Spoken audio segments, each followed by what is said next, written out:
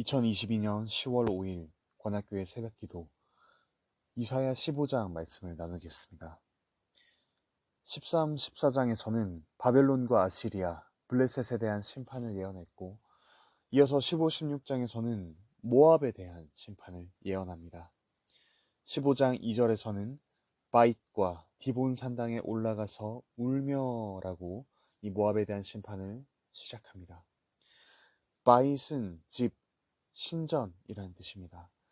그리고 모압에 대한 심판 마지막 16장 12절에서는 산당에서 피곤하도록 봉사하며 자기 성소에 나아가서 기도할지라도 소용없으리로다 라고 합니다. 하나님께 심판받을 때 모압의 우상 숭배가 아무 소용이 없음을 가르칩니다. 이사야는 모압에 직접 가서 심판을 전하지 않고 하나님의 백성 이스라엘을 향해 심판의 메시지를 전했습니다. 하나님의 백성에게 다른 나라의 심판을 이야기한 이유를 세 가지로 꼽을 수 있습니다. 첫째, 주변 나라를 비롯한 세상 역사에서 일어나는 일이 우연이 아니라 하나님께서 섭리로 다스리시는 결과라는 것을 알도록 하기 위해서입니다. 둘째, 희망 없이 멸망하는 그들과는 달리 하나님의 백성은 심판 후에 결국 구원받는다는 위로를 전하기 위해서입니다. 셋째, 절망하는 이방의 유일한 희망은 하나님의 백성이 전하는 복음을 듣고 함께 하나님의 백성이 되는 데 있다는 것을 가르치기 위해서입니다. 심판에 대한 말씀 중에 모압의 여러 지역을 거론합니다. 모압 전국 곳곳에 탄식과 통곡이 있을 것이라는 말씀입니다. 모압이 아시리아를 배반하여 아시리아에 의해 멸망당하는 것에 대한 예언입니다. 2절의 디본 산당은 모압 중앙에 있습니다. 느보는 북쪽 지역입니다. 사람들이 다니는 거리에서도 제사를 지내는 지붕에 올라가서도 다시 내려와 넓은 곳에서도 통곡이 가득합니다. 4절에 모압의 군사들은 패배하여 크게 부르짖을 뿐입니다. 피난민들이 멀리 남쪽 소알로 도망갑니다. 모압의 조상 롯이 소돔으로부터 도망친 곳이 이곳 소알입니다. 사람들이 죽고 절망할 뿐만 아니라 6절을 보시면 물도 마르고 풀도 시듭니다. 총체적인 절망과 심판이 가득합니다. 7절에 모압의 재물과 그들이 쌓았던 것은 그들을 지켜주지 못합니다. 그것들을 가지고 피난할 뿐입니다. 8절의 에글라임은 북쪽 국경 도시이고 브엘엘림은 남쪽 국경 도시입니다.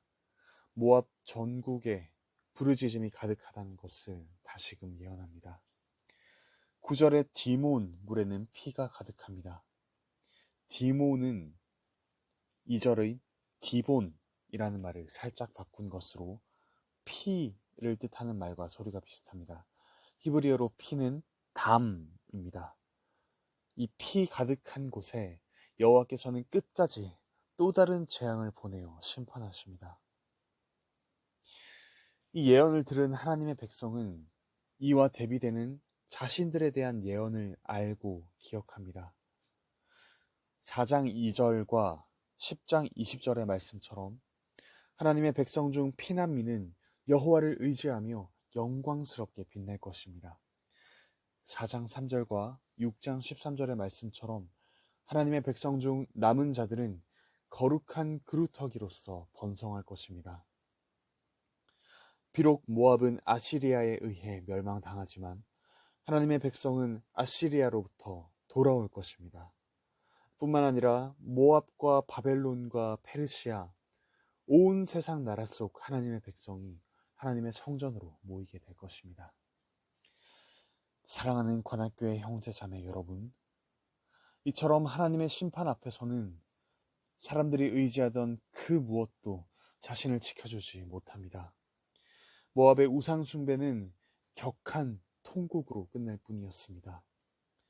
이 땅에서 하나님 없이 살아가는 이들은 꿈을 이루어 주리라 생각했던 것, 희망을 걸었던 것들에 배신당할 뿐입니다. 권력이 우리를 절망과 죽음에서 건져주지 못합니다. 경제적 풍요가 빈곤한 우리의 영혼을 살찌우지 못합니다. 안정적인 생활은 유통기한이 너무 짧습니다. 사랑은 이기적이며 배신당하기 일쑤입니다. 젊음과 건강은 우리를 스치듯 통과하여 사라집니다. 우리의 희망은 어디에 있습니까? 죄와 죽음의 노예요, 포로가 된 우리를 되찾기 위해 이 땅에 오신 예수 그리스도께 우리의 희망이 있습니다. 하나님 아버지의 사랑과 예수 그리스도의 구속사역, 성령 하나님의 내주하심으로 인해 우리가 죄와 죽음에서 벗어났습니다. 하나님의 심판을 두려워하지 않아도 됩니다. 우리를 대신하여 예수 그리스도께서 모든 심판을 당하셨기 때문입니다. 죄의 짐을 모두 지고 역사 속에서 죽으셨습니다. 그리고 부활하셨습니다. 우리에게 새 생명을 주시기 위해서입니다. 우리가 추구하던 참된 다스림, 권력이 우리를 사랑과 공의로 통치하시는 그리스도께 있습니다. 그토록 추구하던 부요함은 부요하신 이로써 우리를 부요하게 하시기 위해 가난해지신 그리스도께 있습니다. 참된 안정은 하나님의 사랑받는 자녀라는 정체성을 주신 그리스도 안에 있습니다. 참된 사랑은 우리를 위해 배신당하시고 자기를 내어주신 그리스도께 있습니다. 참된 생명은 우리를 위해 죽으시고 살아나사 만물을 통치하시는 왕이 되신 그리스도 안에서 누립니다. 그러므로 그리스도를 바라보십시오. 그리스도께로 나아오십시오.